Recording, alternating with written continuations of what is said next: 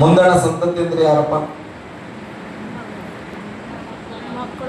ನಮ್ಮ ಮಕ್ಕಳು ಮೊಮ್ಮಕ್ಕಳು. ಹಲ್ಲೆಲೂಯ. ಅವ್ರಿಗೆ ಏನ್ ತಿಳಿಸ್ಬೇಕಂತ ವಚನ ಹೇಳ್ತದೆ? ದೇವರು ಅಲ್ಲಿರೋದೇನು, ಬೈಬಲ್ ಅಲ್ಲಿ ಇರೋದು ಆ ವಚನ. ಇಂಥವನು, ದೇವರು ಇಂಥವನು ಅಂದ್ಮೇಲೆ ಎಂಥವನು ಅಂತ ಪ್ರಶ್ನೆ ಬರ್ತದೆ. ದೇವ್ರು ಎಂಥವನು ಅಂತ ನಿಮ್ ಮಕ್ಕಳಿಗೆ ಹೇಳಿದ್ರಿ ಅಂತ ಇಟ್ಕೊಡ್ರಿ. ಮಕ್ಕಳಿಗೆ ಏನಂತಾರ? ಎಂಥವನು ಕೇಳ್ತಾರ ಇಲ್ಲ. ಅದಕ್ಕೆ ಬೈಬಲ್ ಹೇಳ್ತದೆ, ದೇವರು ಇಂಥವನು, ಆತನು ಯುಗ ಯುಗಾಂತರಗಳಲ್ಲಿಯೂ ನಮ್ಮ ದೇವರು. ಗಟ್ಟಿಯಾಗಿ ಹೇಳ್ರಿ, ನಮ್ಮ ದೇವರು. ಯುಗ ಅಂದ್ರೆ ಏನು? ಎಲ್ಲ ವಚನ ಬಿಡಿಸಕ್ಕೆ ನಂಗೆ ಟೈಮ್ ಇಲ್ಲ, ಒಂದೇ ವಚನ ಬಿಡಿಸ್ಬಿಡ್ತಾನೆ ಕೊನೆ. ಯುಗ ಅಂದ್ರೆ ಏನು? ಯಾವುದಕ್ಕೆ ಯುಗ ಅಂತ? ಯುಗ ಯುಗಗಳು ಅಲ್ಲ, ಯುಗ ಯುಗಗಳಲ್ಲಿ ಜೀವಿಸುವ. ಗೊತ್ತಿಲ್ಲ ಅಂದ್ರೆ ಯುಗ ಯುಗಗಳೇ ಸಾಗಲಿ, ಗೊತ್ತಾ ಸಿನಿಮಾ? ನಮ್ಮ ಪ್ರೇಮ ಶಾಶ್ವತ ಅಂದ್ರೆ 100 ವರ್ಷಗಳು ಕಳೆದೋದ್ರು ಕೂಡ ನಿನ್ ಮೇಲಿರೋ ಪ್ರೀತಿ ಕಡಿಮೆ ಆಗಲ್ಲ ಅಂತ ಹೇಳಿದ್ರು ವಿಷ್ಣುವರ್ಧನ್. ಬೈಬಲ್ ಹೇಳುತ್ತೆ, ಯುಗ ಯುಗಾಂತರಕ್ಕೂ ನಿಮ್ಮ ಸಂಗಡ ನಾನು ಜೀವಿಸ್ತೇನೆ. ಹಲ್ಲೆಲೂಯ. ಗಟ್ಟಿಯಾಗಿ ಹಲ್ಲೆಲೂಯ. ಬೈಬಲ್ ಹೇಳ್ತಾ ಇದೆ, ಯುಗ ಯುಗಾಂತರಗಳಲ್ಲಿಯೂ ನಮ್ಮ ದೇವರು ಯೆಹೋವನು. ಹಾಗಾದ್ರೆ 100 ವರ್ಷಗಳ ಕಳೆದ ಮೇಲೆ ಮತ್ತೊಂದು 100 ವರ್ಷ ಬಂದ್ರು ಕೂಡ ನಮ್ಮ ದೇವರು ಯಾರು? ಗೊತ್ತಿಲ್ಲ. ಮತ್ತೆ ಹೇಳ್ರಿ ಗಟ್ಟಿಯಾಗಿ. ಯಾರು? ಯೇಸು ಕ್ರಿಸ್ತನ. ಗಟ್ಟಿಯಾಗಿ ಹೇಳ್ರಿ. ನನಗೆ ಗೊತ್ತಾಗ್ತದ, ಹೇಳಿಲ್ಲ ಅಂದ್ರೆ ವಾರಕ್ಕೊಬ್ಬ ದೇವರು ಚೇಂಜ್ ಆಗ್ತಾನ ಅಂತ ಅಲ್ಲ. ಈ ದೇವರು ಬಿಡುಗಡೆ ಮಾಡಿಲ್ಲ ಅಂದ್ರೆ ಅಲ್ಲಿ ಏನೋ ಮಾಡಿದ್ರೆ ಬಿಡುಗಡೆ ಆಗ್ತದಂತ. ಹಲ್ಲೆಲೂಯ. ಬೈಬಲ್ ಹೇಳ್ತಾ ಇದೆ, ನಿಮ್ ಮುಂದಿನ ಸಂತತಿಗೆ ಏನ್ ಕಲಿಸ್ಬೇಕಂದ್ರೆ, ನೀನ್ ಸತ್ತ ಮೇಲೆ, ನಿನ್ನ ಮಗ ಸತ್ತ ಮೇಲೆ ಅವನ ಮಗ ಹುಟ್ಟಿದ್ರು ಕೂಡ ಅವನಿಗೆ ಗೊತ್ತಾಗ್ಬೇಕು, ನಮ್ಮ ದೇವರು ಒಬ್ಬನೇ ಸರ್ವಶಕ್ತನಾದಂತ ದೇವರು, ಆತನು ಯೇಸು ಕ್ರಿಸ್ತನಾಗಿದ್ದಾನೆ ಅಂತ. ಹಲ್ಲೆಲೂಯ. ಇವತ್ತು ನಮ್ಗೆ ಕನ್ಫ್ಯೂಷನ್ ಇದೆ, ಯಾರು ನಮ್ಮ ದೇವರು ಅಂತ. ನಿಮ್ ದೇವ್ರು ಯಾರಂದ್ರೆ ಹೇಳಕ್ಕೆ ಭಯ ಪಡ್ತೇವೆ. ನಾನು ಹೇಳ್ತೀನಿ, ನಿಮ್ಮ ಅಪ್ಪ ಯಾರಂದ್ರೆ ಯಾವ ತರ ಅನುಮಾನ ಪಡ್ತೀರ? ಇಲ್ಲ ಅನ್ನೋರು ಗಟ್ಟಿಯಾಗಿ ನಾವು ಯಾವಾಗಲೂ, ನಿನ್ ದೇವ್ರು ಯಾರು ಕನಸಲ್ಲಿ ಕೇಳಿದ್ರೆ ಯೇಸು ಅನ್ಬೇಕು. ಏಕಪಡಿಸುವನಾಗಿ ನೀನು ಸುಟ್ಟಾಕ್ತೇನೆ ಅಂದ್ರೆ ಏನ್ ಅನ್ಬೇಕು? ನನ್ನ ದೇವ್ರು ಯಾರು? ಯೇಸು ಕ್ರಿಸ್ತನೇ. ನೀನ್ ಸುಟ್ಟಾಕು, ಹಾರ ಹಾಕು, ಏನ್ ಹಾಕಿದ್ರು ಕೂಡ ನನ್ನ ದೇವರು ಯೇಸು ಕ್ರಿಸ್ತನೇ. ಬೈಬಲ್ ಹೇಳ್ತದೆ ಅದಕ್ಕೆ, ಯುಗ ಯುಗ ಅಂತರಗಳಲ್ಲಿಯೂ 100 ವರ್ಷಗಳು ಕಳೆದು ಹೋದ್ರು ಕೂಡ ನಮ್ಮ ದೇವರು ಯೆಹೋವನೇ ಅನ್ನೋದನ್ನ ನಿಮ್ಮ ಮಕ್ಕಳಿಗೆ ಕಲಿಸ್ತ್ರಿ ಅಂತ ವಚನ ಹೇಳ್ತದೆ. ಆಮೇಲೆ ನಿರಂತರವು ನಮ್ಮನ್ನ ನಡೆಸುವವನಾಗಿದ್ದಾನೆ. 2 ಕಾರ್ಯ ಮಕ್ಕಳಿಗೆ ಹೇಳ್ಕೊಡ್ಬೇಕು. ಸಂತತಿಯವರಿಗೆ, ಮುಂದಿನ ಸಂತತಿಗೆ ನಾವು ಏನ್ ಬಿಟ್ಟು ಹೋಗ್ತೇವೆ? ಈ ಕೀರ್ತನೆ ಆಯ್ಕೆ ಮಾಡಿದಕ್ಕಾಗಿ ಅರ್ಪುತಳಿಗೆ ನಾನು ಸ್ತೋತ್ರ ಹೇಳ್ತೇನೆ. ಹಲ್ಲೆಲೂಯ. ವಂದಿಸ್ತೇನೆ. ಆ ಮಗಳು ಈ ಕೀರ್ತನೆಯನ್ನ ಸ್ವ ಆಲೋಚನೆಯೊಟ್ಟಿಗೆ ಆಕೆಗೆ ಇದು ಓದ್ಬೇಕನ್ಸಿದ್ರೆ ತೆಗೆದುಕೊಂಡು ಬಂದಾಳು. ನಾನು ಈ ವಚನ ಓದಿದಾಗ ಸ್ವಲ್ಪ ಸ್ಟಕ್ ಆಯ್ತು ನನ್ನ ಮನಸ್ಸು. ಅರೆ ದೇವ್ರೆ, ಎಷ್ಟು ಸಿಂಪಲ್ ಇದೆಯಲ್ಲ. ನಮ್ಮ ಮುಂದಿನ ಸಂತತಿಗೆ ನಾವು ಏನ್ ಬಿಟ್ಟು ಹೋಗ್ಬೇಕಂದ್ರೆ, ದೇವರು ಒಬ್ಬನೇ. ಹಲ್ಲೆಲೂಯ. ನಮ್ಮ ದೇವರು ಒಬ್ಬನೇ, ಆತನು ಯೇಸು ಕ್ರಿಸ್ತನಾಗಿದ್ದಾನೆ. ನಮ್ಮ ದೇವರು ನಿರಂತರವು ನಮ್ಮನ್ನ ನಡೆಸುವುದಕ್ಕೆ ಶಕ್ತನು. ಪಕ್ಕದಲ್ಲಿ ಕೈ ಕೊಟ್ಟು ಹೇಳ್ರಿ, ನಮ್ಮ ದೇವರು ನಿರಂತರವು ನಮ್ಮನ್ನ ನಡೆಸುವವನಾಗಿದ್ದಾನೆ. ತಿಳಿದುಕೊಳ್ಳ್ರಿ. ಇವಾಗ ಹೇಳ್ರಿ, ನಾಳಿನ ಬಗ್ಗೆ ಚಿಂತೆ ಮಾಡ್ಬೇಕಾ? ಇಲ್ಲ. ಯಾಕಂದ್ರೆ ಇವತ್ತು, ನಾಳೆದು ಮತ್ತೆ 2027, 28ರಲ್ಲೂ ಕೂಡ ನಮ್ಮನ್ನ ನಡೆಸುವುದಕ್ಕೆ ನನ್ನ ದೇವರು ನಮ್ಮ ಸಂಗಡ ಇದ್ದಾನೆ ಅನ್ನುವಂಥದ್ದು ಈ ವಚನದ ಅರ್ಥ ಪ್ರಿಯರೇ. ಹಲ್ಲೆಲೂಯ. ಅದಕ್ಕೆ ಮೇಲ್ಗಡೆ 12ನೇ ವಚನ ಸ್ವಲ್ಪ ಓದ್ರಿ.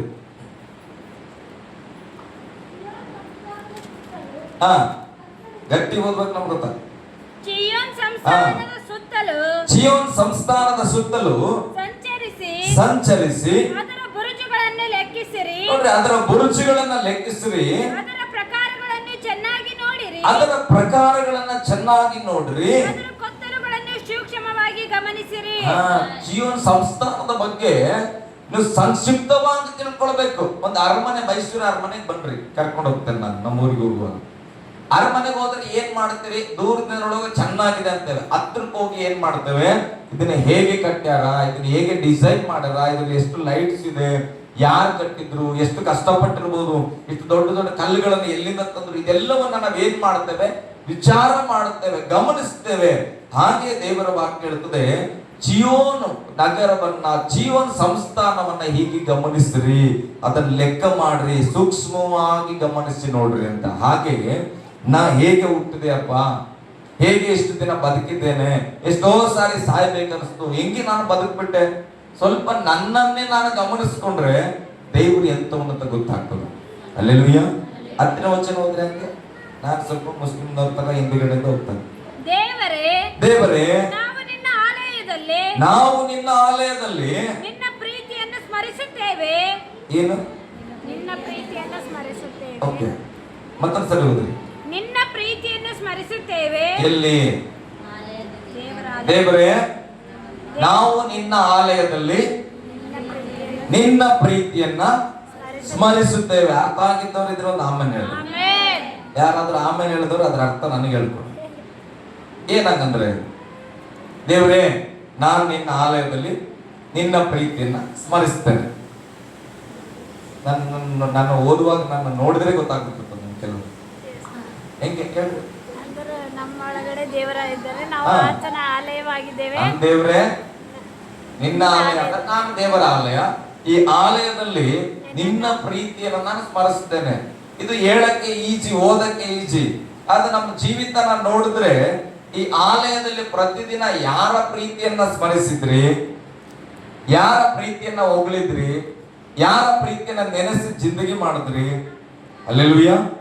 ಬೈಬಲ್ ಅಲ್ಲಿ ವಾಕ್ಯದಲ್ಲಿ ಬರೆಯಲ್ಪಡುತ್ತದೆ, ನಾವು ನಿನ್ನ ಆಲಯದಲ್ಲಿ ನಿನ್ನ ಪ್ರೀತಿಯನ್ನ ಸ್ಮರಿಸ್ತೇವೆ.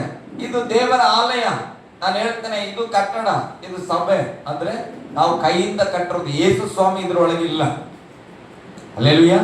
ನೀವು ಯಾರಾದ್ರೂ ಯೇಸುವನ್ನು ನಂಬಿರುವವರು ಈ ಸ್ಥಳಕ್ಕೆ ಬಂದ್ರೆ ಅಲ್ಲಿ ಯೇಸು ಇದ್ದಾನೆ, ಇಲ್ಲ ಅಂದ್ರೆ ಇದು ಖಾಲಿ ಆಲಯ. ಹಲ್ಲೆಲೂಯಾ. ದೇವರ ಆಲಯ ಅಲ್ಲ. ಯಾವಾಗ ಒಬ್ಬ ದೇವರನ್ನ ನಂಬಿರುವ ವ್ಯಕ್ತಿ ವಿಶ್ವಾಸದಿಂದ ಇದರ ಒಳಗಡೆ ಬರುತ್ತಾನೋ ಆವಾಗ ಇದು ದೇವರ ಆಲಯ. ಯಾಕಂದ್ರೆ ಯೇಸು ಸ್ವಾಮಿ ಎಲ್ಲೂ ನೀನು ಡಿಸೈನ್ ಆಗಿ ಕಟ್ಟಿ ಅದ್ರ ಮೇಲೆ ಒಂದು 3 ಶಿಲುಬೆ ಹಾಕಿದ್ರೆ ಆ ಕಟ್ಟಡದ ಒಳಗೆ ನಾನು ಬರ್ತೇನೆ ಅಂತ ಎಲ್ಲೂ ಹೇಳಲಿಲ್ಲ. ಯೇಸು ಸ್ವಾಮಿ ಹೇಳಿದ್ದು, ನನ್ನನ್ನ ನಂಬಿ ಯಾರಾದ್ರೂ 3 ಸೇರಿ ಪ್ರಾರ್ಥನೆ ಮಾಡಿದ್ರೆ ನಾನು ಅಲ್ಲಿ ಬರ್ತೇನೆ. ಹಲ್ಲೆಲೂಯಾ. 3 ಶಿಲುಬೆ ಹಾಕಿದ್ರೆ ಬರ್ತೇನೆ ಅಂತ ಹೇಳಿಲ್ಲ. ಒಂದು ಯೇಸು ಸ್ವಾಮಿದು, ಇನ್ನೆರಡು ಕಳ್ಳರನ್ನು ಕೂಡ ಹಾಕೊಂಡಿವಿ ಸಭೆಗಳ ಮೇಲೆ. ಹಲ್ಲೆಲೂಯಾ. ಅವ್ರು ನಮಗಾಗಿ ಜೀವ ಕೊಟ್ರ? ಇಲ್ಲ. ಯಾಕೆ ಮತ್ತೆ 3 ಶಿಲುಬೆ ಹಾಕ್ತವೆ? ಹೋಗ್ಲಿ, ನಾವು ಹಾಕಿಲ್ಲಲ್ಲ. ಹಲ್ಲೆಲೂಯಾ. ವಿಚಾರ ಮಾಡ್ಬೇಕ್ರಿ, ನಾನು ದೇವರನ್ನ ಎಲ್ಲಿ ನಾವು ಆರಾಧಿಸ್ತೇವೆ. ಮೊದಲು ನನ್ನೊಳಗೆ ಯೇಸುವನ್ನ ಪ್ರೀತಿಸ್ಬೇಕು, ನನ್ನೊಳಗೆ ಸನ್ಮಾನಿಸ್ಬೇಕು ದೇವರನ್ನ, ನನ್ನೊಳಗೆ ದೇವರನ್ನ ಅವತರಿಸ್ಕೊಳ್ಬೇಕು. ನನ್ನ ಒಳಗೆ ದೇವರಿಲ್ಲ, ಸಭೆ ಒಳಗಡೆ ನಾನು ದೇವರನ್ನ ಹುಡುಕಿದ್ರೆ ಹೇಗೆ ಸಿಗ್ಲಿಕ್ಕೆ ಸಾಧ್ಯ? ಇವತ್ತು ಅನೇಕರ ಪರಿಸ್ಥಿತಿ ಹಾಗೆ. ತನ್ನ ಒಳಗಡೆ ಯೇಸುವಿನ ಹೆಸರು ಕೂಡ ಇಲ್ಲ. ಆದ್ರೆ ನಾವ್ ಏನ್ ಮಾಡ್ತೇವೆ, ದೊಡ್ಡ ದೊಡ್ಡ ಸಭೆಯನ್ನ ಹುಡುಕುತ್ತಾ ಇದ್ದೇವೆ. ದೇವರನ್ನ ಕಾಣಬೇಕು, ದೇವರನ್ನ ನೋಡಬೇಕು. ಕಿಲೋಮೀಟರ್ ಗಟ್ಟಲೆ ಹೋಗ್ತಾ ಇದ್ದಾರೆ ಜನ. ಹಲ್ಲೆಲೂಯಾ. ಹೆಚ್ಚಾಗಿ ಹಲ್ಲೆಲೂಯಾ. ನೀವು ಹಲ್ಲೆಲೂಯಾ ಹೇಳೋದು ತಡ ಆದ್ರೆ ಮೆಸೇಜ್ ಡೀಲ್ ಆಗ್ತದ. 12 ಗಂಟೆಗೆ ಮನೆಗೆ ಹೋಗಲ್ರಿ, 1 ಗಂಟೆ ಆಗ್ತದ. ಹಲ್ಲೆಲೂಯಾ. ಒಂದೊಂದು ವಚನ ಹಾಗೆ ಕಂಟಿನ್ಯೂ. ಓದ್ರಿ. ದೇವರೇ ಅದನ್ನು ಅರೆ ಬೈಬಲ್ ಅದೇನಾ ಬೇರೆ ಬೈಬಲ್? ದೇವರೇ ನಿನ್ನ ನಾಮದ ಘನತೆಗೆ ತಕ್ಕಂತೆ, ದೇವರೇ ನಿನ್ನ ನಾಮದ ಘನತೆಗೆ ತಕ್ಕಂತೆ ಲೋಕವೆಲ್ಲ ನಿನ್ನನ್ನು ಹೊಗಳುವುದು. ಓಕೆ, ಸ್ತೋತ್ರ. ನಮ್ಮ ದೇವರನ್ನ ಲೋಕವೆಲ್ಲ ಹೇಗೆ ಹೊಗಳ್ತಾ ಇದೆ ಅಂದ್ರೆ ದೇವರ ಘನತೆಗೆ ತಕ್ಕ ಹಾಗೆ ಹೊಗಳ್ತಾ ಇದೆ. ನಮಗೆ ಸಮಸ್ಯೆ ಏನಂದ್ರೆ ದೇವರನ್ನ ಅರಿಯದವರು ಯೇಸು ಸ್ವಾಮಿ ಪರಿಶುದ್ಧ ದೇವರಂತಾರ, ಯೇಸು ಸ್ವಾಮಿ ಒಳ್ಳೆ ದೇವರಂತಾರ, ಯೇಸು ಸ್ವಾಮಿ ಹತ್ರ ಹೋದ್ರೆ ಎಲ್ಲ ಬಿಡುಗಡೆ ಆಗ್ತದೆ ಅಂತ ಹೇಳ್ತಾರೆ ಯಾರು ಲೋಕದವರು. ಆದ್ರೆ ಬೈಬಲ್ ಹೇಳುವ ಹಾಗೆ ಆಲಯವಾಗಿರುವಂತ ನಾವು ಆ ಆಲಯದೊಳಗಿರುವ ಯೇಸುವಿನ ಮೇಲೆ ನಂಬಿಕೆ ಇಲ್ಲ. ಆ ಯೇಸು ಒಳ್ಳೆಯವನಂದ್ರೆ ನಂಬಿಕೆ ಇಲ್ಲ. ಆ ಯೇಸು ಎಲ್ಲವನ್ನ ಕೊಡ್ತಾನಂದ್ರೆ ನಂಬಿಕೆ ಇಲ್ಲ. ಯಾಕಂದ್ರೆ ನಮಗೆ ಒಂದು ಪಕ್ಕದ ಮನೆಯವರ ಮೇಲೆ ಮನಸ್ಸು, ಅವರು ಚೆನ್ನಾಗಿ ನೋಡ್ಕೊಳ್ತಾರ ಮಕ್ಕಳನ್ನ, ಅಲ್ಲ ನಮ್ಮ ಅಪ್ಪ ಅಮ್ಮ ನಮಗೆ ಸರಿಯಾಗಿ ನೋಡ್ಕೊಳ್ಳಲ್ಲ. ಹಲ್ಲೆಲೂಯಾ. ಯಾವಾಗ ನಮಗೆ ನಮ್ಮಲ್ಲಿ ಇರೋದನ್ನ ಪ್ರೀತಿಸುವ ಮನಸ್ಸಿಲ್ಲ, ನಮ್ಮಲ್ಲಿ ಇರೋದನ್ನ ಗೌರವಿಸಕ್ಕೆ ಮನಸ್ಸಿಲ್ಲ, ನಮ್ಮ ಮನಸ್ಸು ಯಾವಾಗಲೂ ಇಲ್ಲದರ ಕಡೆಗೆ ಮನಸ್ಸು ಮಾಡುತ್ತೆ. ಹಲ್ಲೆಲೂಯಾ. ಗಟ್ಟಿಯಾಗಿ ಹಲ್ಲೆಲೂಯಾ.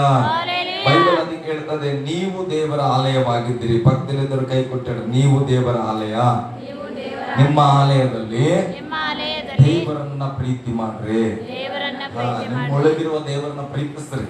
ಆಮೇಲೆ ಎದುರುಗಡೆ ಇದ್ದವ್ರ ಹೃದಯದಲ್ಲಿ ದೇವರು ಅದನ್ನ ಇಲ್ಲ ಅಂತ ಹುಡುಕ್ಬೇಕು. ನಮ್ಗೆ ಹಂಗಾಗಂಗಿಲ್ಲ. ನನ್ನೊಳಗೆ ಯೇಸು ಸ್ವಾಮಿ ಇಲ್ದಿರ ಪರವಾಗಿಲ್ಲ, ನಾನು ಹೋಗಿ ರಸೂಲ್ ಆಂಟಿ ಹೃದಯದಾಗ ಯೇಸು ಸ್ವಾಮಿ ಇಲ್ಲ ಅಂತ ಹೇಳ್ತಾನೆ. ಅಲ್ಲೆಲ್ಲೂಯ್ಯ. ಅವ್ರ ಜಪ ಸರಿಗಿಲ್ಲ, ಅವ್ರ ಪ್ರಾರ್ಥನೆ ಸರಿಗಿಲ್ಲ, ಅವ್ರ ಬೈಬಲ್ ಓದೋದು ಸರಿಗಿಲ್ಲ, ಅವ್ರ ಜೀವನ ಸರಿಗಿಲ್ಲ. ಅವಾಗ ಈ ಕಡೆ ಇರುವಂತ ಯೇಸು ಹೇಳ್ತಾನೆ, ಅಪ್ಪ ಕಷ್ಟಪಟ್ಟಿರಕತ್ತಿನೋ ನಿನ್ನ ಒಳಗ ಸ್ವಲ್ಪ ಹುಷಾರಾಗಿರಂತ. ಅಲ್ಲೆಲ್ಲೂಯ್ಯ. ಇವತ್ತು ನಮ್ಮನ್ನ ನಾವು ನೋಡಿಕೊಳ್ಬೇಕು. ಅದಕ್ಕೆ ಬೈಬಲ್ ಹೇಳಿದ ತಮ್ಮನ್ನ ತಾವೇ ವಿಚಾರಿಸಿಕೊಂಡ್ರೆ ನ್ಯಾಯ ವಿಚಾರಣೆಗೆ ಒಳಗಾಗಲ್ಲ. ನಾವು ಯಾರನ್ನ ವಿಚಾರಣೆ ಮಾಡೋಕ್ಕಿಂತ ಮೊದಲು ನಮ್ಮನ್ನ ವಿಚಾರಿಸಿಕೊಳ್ಬೇಕೆಂಬುದಾಗಿ ನಾನು ಬಯಸ್ತೇನೆ. ಹಲ್ಲೆಲೂಯಾ. ಯಾವಾಗ ನಿಮಗೆ ನೆನಪಿರ್ಲಿ, ನೀವೇ ದೇವರ ಆಲಯ, ನಿಮ್ಮ ಒಳಗಡೆ ಯೇಸು ಇದ್ದಾನೆ. ಪ್ರಕಟಣೆ ಪುಸ್ತಕದಲ್ಲಿ ಹೇಳ್ತದೆ, ನೀನು ನಡೆದಾಡುವಲ್ಲೆಲ್ಲ ನಾನು ನಿನ್ನ ಸಂಗಡ ಇರ್ತೇನೆ, ನೀನು ಕೂತ್ಕೊಳ್ಳುವಾಗ ಎದ್ದೇಳುವಾಗ ಎಲ್ಲ ಸಮಯ ನಿನ್ನ ಜೊತೆಗೆ ಇರುತ್ತೇನೆ, ನಾನು ನಿನ್ನ ದೇವರು, ನೀನು ನನ್ನ ಪ್ರಜೆಯಾಗಿರುವೆ ಎಂಬುದಾಗಿ. ನನ್ನ ದೇವರು ಯೇಸು ಪ್ರೇರೆ. ಅದಕ್ಕೆ ಬಿಟ್ಟು ಬೇರೆ ಏನು ಚಿಂತೆ ಮಾಡಬೇಡ್ರಿ. ಹಲ್ಲೆಲೂಯಾ. ಈಗ ನಾನು ವಾಕ್ಯಕ್ಕೆ ಬರ್ತಾನೆ. ಎಚ್ಚರವಾಗಿರ್ಬೇಕು. ಒಂದು ಅರ್ಧ ಗಂಟೆ ಏನಾಗಿರ್ಬೇಕು? ಎಚ್ಚರವಾಗಿರ್ಬೇಕು. ಸ್ತೋತ್ರ.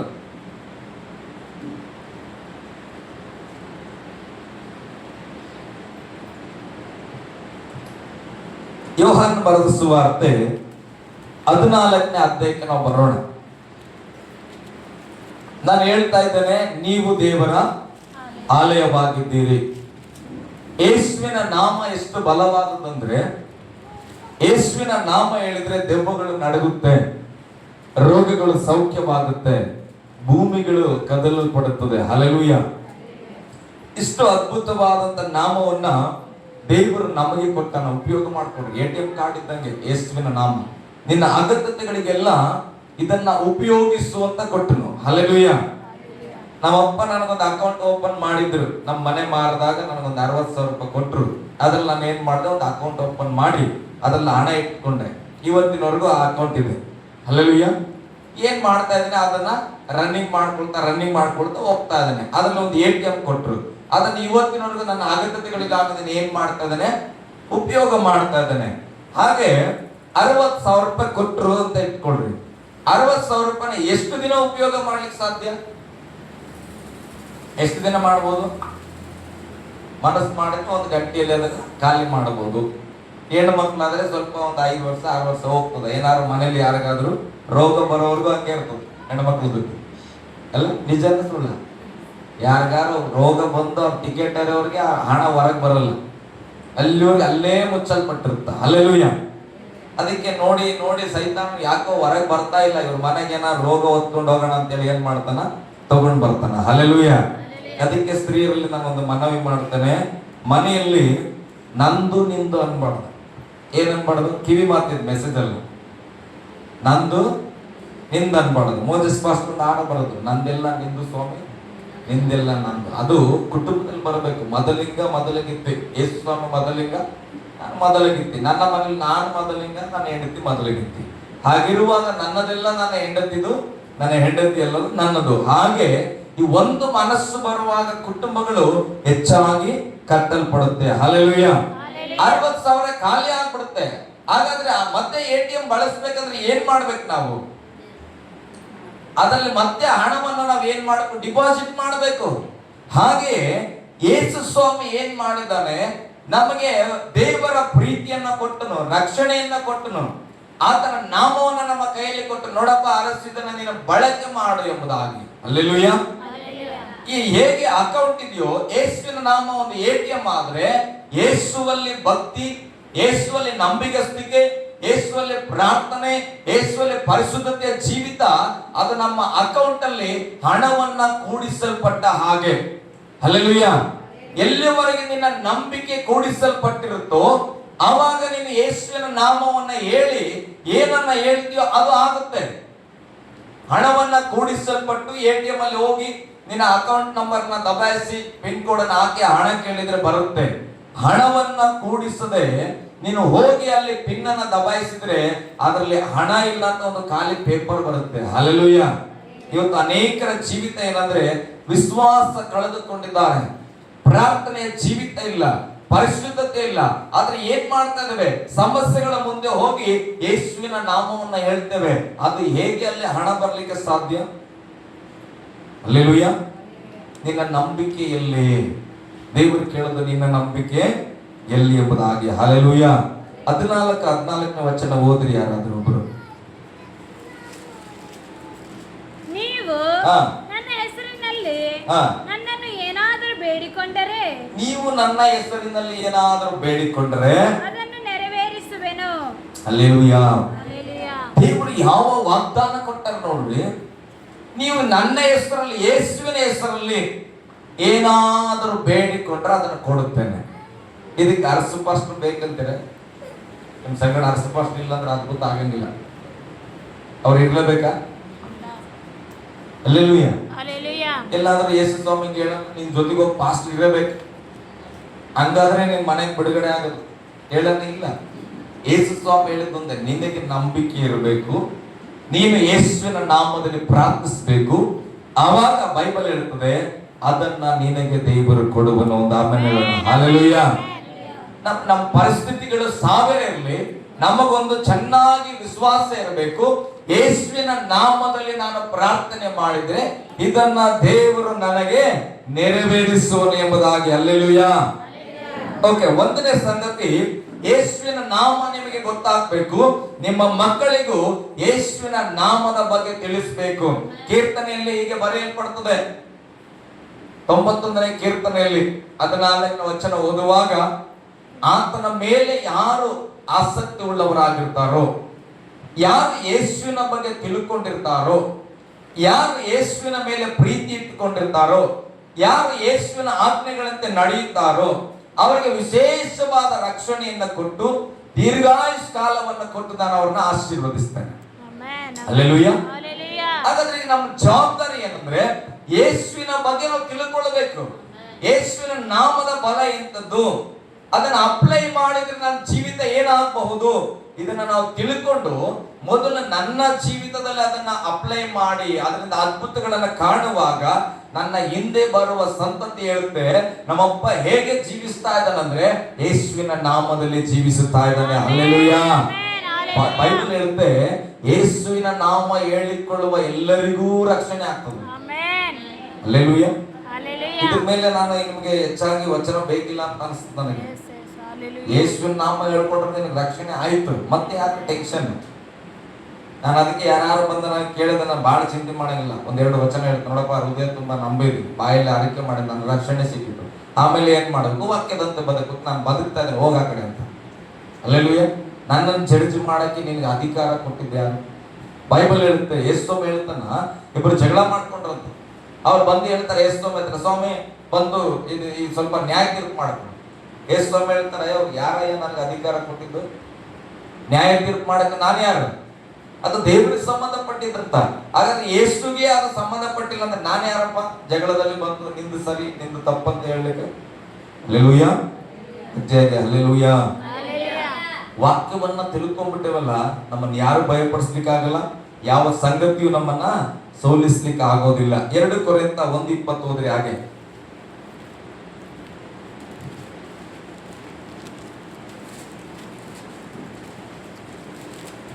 2 ಕೊರಿಂಥ 1:20. ನಿಶ್ಚಯವಾಗಿ ದೇವರ ವಾಗ್ದಾನಗಳು ಎಷ್ಟಿದ್ದರೂ ಕ್ರಿಸ್ತನಲ್ಲೇ ದೃಢವಾಗುತ್ತದೆ. ಆದ ಕಾರಣ ದೇವರ ಪ್ರಭಾವವು ಪ್ರಕಾಶವಾಗುವುದಕ್ಕೋಸ್ಕರ ಆತನ ಮೂಲಕವಾಗಿ ಆಮೆನ್. ನೀವು ಯಾಕೆ ಆಮೇಲೆ ಹೇಳಬೇಕು ಪ್ರಾರ್ಥನೆಯಲ್ಲಿ ಅಂದ್ರೆ, ಎಷ್ಟೇ ವಾಗ್ದಾನಗಳಿದ್ರು, ನಿಮ್ಗೆ ಒಂದು ವಾಗ್ದಾನ ಕಾರ್ಡ್ ತೆಗೆದ್ರಿ, ಒಂದು ವಾಗ್ದಾನ ಬಂತು, ಪಾಸ್ಟರ್ ಏನೋ ಆಶೀರ್ವಾದದ ವಚನ ಹೇಳಿದ್ರು, ನಿನ್ನ ಮನೆಯನ್ನ ದೇವರು ಕಾಯುತ್ತಾನೆ, ಒಂದು ಆಮೇಲೆ ಹೇಳ್ತೇವೆ. ಅದರ ಅರ್ಥ ಆ ವಾಗ್ದಾನ ನನ್ನಲ್ಲಿ ನೆರವೇರಲಿ. ಹಲ್ಲೆಲೂಯಾ. ಮೊದಲನೇದಾಗಿ ಯೇಸುವಿನ ನಾಮದಲ್ಲಿ ಪ್ರಾರ್ಥನೆ ಮಾಡಬೇಕು. ಏನ್ ಮಾಡಬೇಕು ಹೇಳ್ರಿ ಗಟ್ಟಿಯಾಗಿ? ಯೇಸುವಿನ ನಾಮದಲ್ಲಿ ಪ್ರಾರ್ಥನೆ ಮಾಡಬೇಕು. ಆ ಪ್ರಾರ್ಥನೆಯನ್ನ ಆಮೇನ್ ಅಂತ ನಾವು ಹೇಳ್ತೇವೆ. ಯೇಸುವಿನ ನಾಮದಲ್ಲಿ ಆಮೇನ್ ಅಂದ್ರೆ ಆ ವಾಗ್ದಾನಗಳು ನನ್ನಲ್ಲಿ ನೆರವೇರಬೇಕಾದ್ರೆ ಯೇಸು ಸ್ವಾಮಿ ಬೇಕು. ಬೈಬಲ್ ಹೇಳುತ್ತೆ, ಎಷ್ಟೇ ವಾಗ್ದಾನಗಳಿದ್ದರೂ ಅವೆಲ್ಲವೂ ಕ್ರಿಸ್ತನಲ್ಲಿಯೇ ದೃಢವಾಗಿ ನೆರವೇರುತ್ತೆ. ಹಲ್ಲೆಲೂಯಾ. ಇಲ್ಲಿ ಎಲ್ಲೂ ಅರಸು ಪಾಸ್ಟರ್ ಹೆಸರು ಬರೋದಿಲ್ಲ, ಶಿವರಾಣಿ ಹೆಸರು ಬರಲಿಲ್ಲ. ಚಿಂತೆ ಮಾಡಬೇಡ್ರಿ. ಅಲ್ಲ, ಅಥವಾ ನಿನ್ನ ಯಜಮಾನ, ನಿನ್ ತಂದೆ, ನಿನ್ ತಾಯಿ, ನಿನ್ ಮುದ್ದೆ ಹಂಗೆ ಬರ್ತದ? ಇಲ್ಲ. ಎಂಥದ್ದೇ ವಾಗ್ದಾನ ಇದ್ರು ನಿನ್ನ ಯೇಸು ಕ್ರಿಸ್ತನ ಹೆಸರಿನಲ್ಲೇ ನಿನಗೆ ಅದು ಬಿಡುಗಡೆ ಆಗೋದು. ಹಲ್ಲೆಲೂಯಾ. ಅದಕ್ಕೆ ಬೈಬಲ್ ಹೇಳ್ತಾ ಇದೆ, ಎಷ್ಟೇ ವಾಗ್ದಾನ ಇರಲಿ ಪ್ರಿಯರೇ, ಆ ವಾಗ್ದಾನಗಳು ನೆರವೇರಬೇಕಾದ್ರೆ ಕ್ರಿಸ್ತನಲ್ಲಿ ದೃಢವಾಗುತ್ತೆ. ಹಲ್ಲೆಲೂಯಾ. ಯಾವಾಗ ನಾವು ಕ್ರಿಸ್ತನ ನಾಮದಲ್ಲಿ ದೃಢವಾದ ನಂಬಿಕೆ ಇಡುತ್ತೇವೋ, ಆ ಕ್ರಿಸ್ತನಲ್ಲಿ ಬೇರೂರುತ್ತೇವೋ, ಅವಾಗ ನಮ್ಮ ಮೇಲೆ ಇಟ್ಟಂತ ವಾಗ್ದಾನಗಳು ಅದು ನೆರವೇರಲಿಕ್ಕೆ ಪ್ರಾರಂಭವಾಗುತ್ತೆ. ಹಲ್ಲೆಲೂಯಾ. ನನಗೆ ಅದಕ್ಕೆ ಈ ವಾರ, ಕಳೆದ ವಾರ ಎಲ್ಲ ಉಪವಾಸ ಮಾಡುವಾಗ ದೇವರು ನನಗೆ ಕೊಟ್ಟಿದ್ದು ಸಮಾಧಾನವಾಗಿರೋದು ಕಲ್ತ್ಕೊಂಡ್ಬಿಡು ಮಗ ಅಂತ. ಹಲ್ಲೆಲೂಯಾ. ಏನೇ ಪರಿಸ್ಥಿತಿ ಬರಲಿ, ಏನೇ ನಡೀತಾ ಇರಲಿ, ನೀನು ಸಮಾಧಾನವಾಗಿರೋದನ್ನು ಕಲ್ತ್ಕೋ. ಇಸಾಕನ ಜೀವಿತ ನೋಡು. ಎಷ್ಟೋ ಕಡೆ ಬಾವಿ ತೋಡಿದ್ರು ಕೂಡ ಶತ್ರುಗಳು ಬರುವಾಗ ಇಸಾಕನ ಜಗಳ ಆಡ್ಲಿಲ್ಲ, ಬದಲಾಯಿಸಿದ್ರು. ಹಲ್ಲೆಲೂಯಾ. ಆಮೇಲೆ ಅಲ್ಲಿಯೂ ದೇವರ ಆಶೀರ್ವಾದ ಮಾಡಿದಾಗ ಅವ್ರು ಬಂದು ಶತ್ರುಗಳು ಬಂದು ಹೇಳ್ತಾರ ಇಸಾಕನಿಗೆ, ಇಸಾಕನೇ ನಿನ್ ಜೊತೆ ದೇವರಿದ್ದಾನಪ್ಪ, ಅದಕ್ಕೆ ನೀನ್ ಏನ್ ಮಾಡ್ಬೇಡ, ನಮ್ಗೇನು ಕೇಡು ಮಾಡ್ಬೇಡ, ನೀವು ಒಡಂಬಡಿಕೆ ಮಾಡ್ಕೊಳ್ಳೋಣ, ನಮ್ಮಿಂದ ನಿನಗೇನು ಕೇಡಾಗಲ್ಲ, ನಿಮ್ಮಿಂದ ನನಗೆ ಏನು ಕೇಡಾಗುವುದಿಲ್ಲ. ಹಲ್ಲೆಲೂಯಾ. ಇದು ಯಾಕೆ ಆಯ್ತಂದ್ರೆ ಇಸಾಕನ ಜನರ ಮೇಲೆ ತಲೆ ಕೆಡಿಸ್ಕೊಳ್ಳಿಲ್ಲ, ಜನರಿಗೆ ಭಯ ಪಡಲಿಲ್ಲ, ಹಾಗಂತೇಳಿ ಯುದ್ಧಕ್ಕೂ ನಿಂತ್ಕೊಳ್ಳಿಲ್ಲ. ಆತನ ಒಂದು, ನನ್ನ ಮೇಲೆ ವಾಗ್ದಾನ ಇದೆ, ನನ್ನನ್ನು ಕರೆದ ದೇವರು ನಡೆಸುತ್ತಾನ. ಹಲ್ಲೆಲೂಯಾ. ಇವತ್ತು ವಚನ ಹೇಳ್ತದೆ, ದೇವರ ಪ್ರಭಾವ ಪ್ರಕಾಶವಾಗಬೇಕಾದ್ರೆ ಆಮೇಲೆ ಹೇಳ್ಬೇಕು. ಕೆಲವರಿಗೆ ಮನಸ್ಸಿರಂಗಿಲ್ಲ ಆಮೇಲೆ ಹೇಳಕ್ಕೆ. ಆಮೇಲೆ ಹೇಳುವಾಗ ಅದು ನಿನಗೆ ರಿಸೀವ್ ಮಾಡ್ಕೊಂಡಂತೆ. ಹಲ್ಲೆಲೂಯಾ. ಮೊದಲದಾಗಿ ಏನ್ ಮಾಡ್ಬೇಕು? ಯೇಸುವಿನ ನಾಮದಲ್ಲಿ ದೇವ್ರೆ ಅನ್ಬೇಡ್ರಿ, ಯೇಸು ನಾಮನೇ. ಹಲ್ಲೆಲೂಯಾ. ದೇವ್ರೆ ಅಂದ್ರೆ ಮನುಷ್ಯರು ಅಂದ್ರೆ ನಿನ್ನ ಯಜಮಾನ ಯಾರು? ಮನುಷ್ಯ. ನಿನ್ನ ಯಜಮಾನ ಯಾರು? ಮನುಷ್ಯ ಅಂದ್ರೆ ಹೆಂಗಿರ್ತದೆ? ಹಲ್ಲೆಲೂಯಾ. ಕೋಟ್ಯಾನು ಕೋಟಿ ದೇವರುಗಳದಾರ. ಬೈಬಲ್ ಕೂಡ ಈ ಲೋಕದ ದೇವರು ಕೂಡ ಅದಾನ. ನನ್ನ ದೇವರು ಸರ್ವ ಲೋಕದ ದೇವರು ಆಗಿದ್ದಾನೆ. ಹಲ್ಲೆಲೂಯಾ. ಒಂದು ಲೋಕಕ್ಕೆ ದೇವರಲ್ಲ, ಸರ್ವ ಲೋಕಕ್ಕೂ ನನ್ನ ದೇವರು ಒಡೆಯನಾಗಿದ್ದಾನೆ. ಆ ದೇವರ ಹೆಸರು ಯೇಸು ಕ್ರಿಸ್ತನಾಗಿದೆ. ಹಲ್ಲೆಲೂಯಾ. ಆ ಯೇಸುವಿನ ನಾಮದಲ್ಲೇ ನೀನು ಪ್ರಾರ್ಥನೆ ಮಾಡಬೇಕು. ಆ ಪ್ರಾರ್ಥನೆಗಳನ್ನ ದೃಢಪಡಿಸಿ ಆಮೇನ್ ಎಂಬುದಾಗಿ ಹೇಳುವುದು ದೇವರ ಪ್ರಾರ್ಥನೆಯ ನಿಯಮ. ಇನ್ನೊಂದು ವಚನ, ಹೇಗೆ ನಾವು ಪ್ರಾರ್ಥನೆ ಮಾಡಬೇಕು? ಒಂದು ಯೋಹಾನನ ಪತ್ರಿಕೆ 5ನೇ ಅಧ್ಯಾಯ 14ನೇ ವಚನ ಓದೋಣ. ಯೇಸುವಿನ ನಾಮದಲ್ಲಿ ಏನೋ ಪ್ರಾರ್ಥಿಸ್ತೇವೆ, ಆಮೇನ್ ಅಂತ ಕೂಡ ಹೇಳ್ತೇವೆ, ಆದ್ರೆ ಅದು ಹೇಗೆ ಇರಬೇಕು?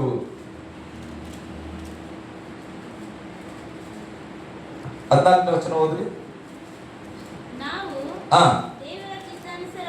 ನೋಡ್ರಿ, ನಾವು ದೇವರ ಚಿತ್ತಾನುಸಾರವಾಗಿ ಏನಾದರೂ ಬೇಡಿಕೊಂಡರೆ ಆತನು ನಮ್ಮ ವಿಜ್ಞಾಪನೆಯನ್ನು ಕೇಳುತ್ತಾನೆಂಬ ಧೈರ್ಯವು, ನೋಡ್ರಿ, ಯೇಸು ಕ್ರಿಸ್ತನ ಮೇಲೆ ಒಂದು ವಿಶ್ವಾಸ ಇದೆ ತನಗೆ. ಇದು ಹೇಳ್ತಾ ಇದನ, ನಾವು ದೇವರ ಚಿತ್ತಾನುಸಾರವಾಗಿ ಏನಾದರೂ ಬೇಡಿಕೊಂಡ್ರೆ ಅದು ಆಗ್ತದೆ ಅಂತ ನಂಬಿಕೆ ಇದೆ. ದೇವರ ಚಿತ್ತ. ನಾನು ಹೇಳ್ತೇನೆ, ಶ್ವೇತಕ್ಕ ನಂಗೆ ಬೇಜಾರು ಮಾಡ್ಬಿಟ್ರು, ನನ್ಗೇನೋ ಅನ್ಯಾಯ ಮಾಡ್ಬಿಟ್ರು, ನಾನು ಹೋಗಿ ದೇವ್ರ ಹತ್ರ ಉಪವಾಸ ತಗೊಂಡು ಕೂತ್ಕೊಳ್ತೇನೆ. ದೇವ್ರೆ, ಹೆಂಗಾರ ಮಾಡು, ಶ್ವೇತಕ್ಕನ ಮನೆ ಹಾಳು ಮಾಡ್ಬಿಟ್ಟು, ಯೇಸುವಿನ ನಾಮದಲ್ಲಿ ಶ್ವೇತಕ್ಕ ಅವ್ರ ಮನೆ ಹಾಳಾಗ್ಲಿ ಆಮೇನಂತ ಹೇಳ್ತಾನೆ. ಈಗ ಯೇಸುವಿನ ನಾಮದಲ್ಲೇ ಪ್ರಾರ್ಥನೆ ಮಾಡಿನಿ, ಆಮೇನಂತ ಕೂಡ ಹೇಳಿನಿ. ಅದಾಗ್ತದ ಹಂಗಂದ್ರೆ? ಯಾಕೆ ಆಗಲ್ಲ? ಯಾಕಾಗಲ್ಲ? ಯೇಸುವಿನ ನಾಮದಲ್ಲಿ ನಾನು ಜಪ ಮಾಡಿಲ್ವಾ? ಆಮೇನಂತ ಹೇಳಿಲ್ವಾ? ಮತ್ತೆ ಯಾಕೆ ಆಗಲ್ಲ? ಹೇಳ್ರಿ, ಗಟ್ಟಿ. ಕೆಟ್ಟದಿದ್ರೆ ಆಗಲ್ಲ. ಯಾಕಂದ್ರೆ ಯೇಸುವಿಗೆ ಕೆಟ್ಟದ ಸಂಬಂಧನೇ ಇಲ್ಲ. ದೇವರ ಚಿತ್ತ ಕೆಟ್ಟದಿಲ್ಲ ಪ್ರಿಯರೇ.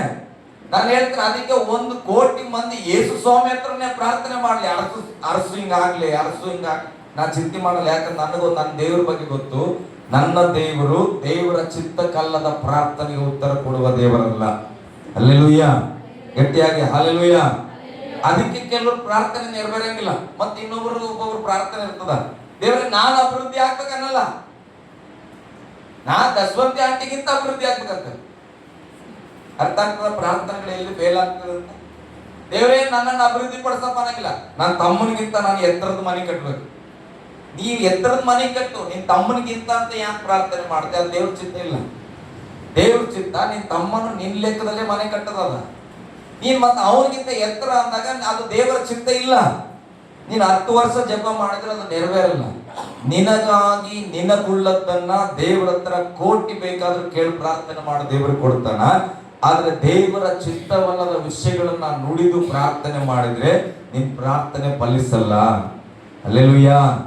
ಅದಕ್ಕೆ ಆತನ ಹೇಳ್ತಾನೆ, ನಾವು ದೇವರ ಚಿತ್ತಾನುಸಾರವಾಗಿ ಏನಾದರೂ ಬೇಡಿಕೊಂಡ್ರೆ ಆತನು ನಮ್ಮ ವಿಜ್ಞಾಪನೆಗಳನ್ನ ಕೇಳುತ್ತಾನೆಂಬ ಧೈರ್ಯವು ಆತನ ವಿಷಯವಾಗಿ ನಮಗುಂಟು.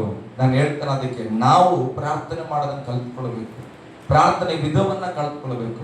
ನಾನು ಪ್ರಾರ್ಥನೆ ಮಾಡೋದು ಬೈಬಲ್ ಎಲ್ಲಾ ಮನುಷ್ಯರು ರಕ್ಷಣೆ ಹೊಂದ್ರಿ ಅಂತ ಪ್ರಾರ್ಥನೆ ಮಾಡ್ರಿ ಅಂತ ಹೇಳಿದ್ರೆ, ಅದೇ ಬಾಯಲ್ಲಿ ಪ್ರಾರ್ಥನೆ ಮಾಡಿ ಒಂದು ಕುಟುಂಬ ಹಾಳಾಗುತ್ತೆ ಅನ್ನೋದು ಅದೇ ಹೇಗೆ ಸಾಧ್ಯ? ಬೈಬಲ್ ಹೇಳುತ್ತೆ, ದೇವರ ಚಿತ್ತಾನುಸಾರವಾಗಿ ಪ್ರೇಯರ್ ಮಾಡಿದ್ರೆ ಮಾತ್ರ ಸಕ್ಸಸ್ ಆಗೋದು. ಏನು ಪಕ್ಕದಲ್ಲಿ ಭಯ ಪಡಬೇಡ್ರಿ, ನಮ್ಮ ದೇವರು ಕೆಟ್ಟದ್ದೇನು ಮಾಡಂಗಿಲ್ಲ. ಮುಂದೊಂದು ವಚನ ಓದ್ಬೇಕು, ಹಂಗೆ ಅದನ್ನ ಕಂಟಿನ್ಯೂ. ನಾವು ನೋಡ್ರಿ, ನಾವು ಏನೇ ಬೇಡ್ಕೊಂಡ್ರು ಆತನು ನಮ್ಮ ವಿಜ್ಞಾಪನೆಗಳನ್ನ ಕೇಳುತ್ತಾನೆಂಬುದು ನಮಗೆ ಗೊತ್ತಾಗಿದ್ದರೆ. ಗೊತ್ತಾಗಿದ್ದರೆ ಅಂದ್ರೆ ಅರ್ಥ ಏನು? ಅಲ್ಲಿ ಒಂದು ದೇವಕಾರ್ತಿಯವರು ಒಂದು ಬಟ್ಟೆ ಶಾಪ್ ಆಗಿದೆ, ಗೊತ್ತಾ ನಿಮ್ಗೆ? ಎಷ್ಟು ಜನ ಗೊತ್ತು? ಗೊತ್ತಿದ್ದವರಿಗೆ ಎಲ್ಲ ಹಳೆ ಅಂಗಡಿಗಳಿಗೆಲ್ಲ ಹೋಗಿದ್ವಿ, ಬಟ್ಟೆ ಸಿಗ್ಲಿಲ್ಲ. ಈಗ ಅಲ್ಲೊಂದು ದುಕಾನ್ ಓಪನ್ ಆಗಿದೆ, ಗೊತ್ತಾಗಿದ್ರೆ ಏನ್ ಮಾಡ್ತೇವೆ? ಅಲ್ಲಿಗೆ ಹೋಗ್ತೇವೆ. ಯಾಕೆ? ಗೊತ್ತಾಗಿದ್ದರೆ. ಗೊತ್ತಾಗಿಲ್ಲ ಅಂದ್ರೆ ಏನ್ ಮಾಡ್ತೇವೆ? ಎಲ್ಲೂ ಸಿಗ್ಲಿಲ್ಲ ಅಂತ ಮನೆಗೆ ಬಂದ್ಬಿಡ್ತೇವೆ.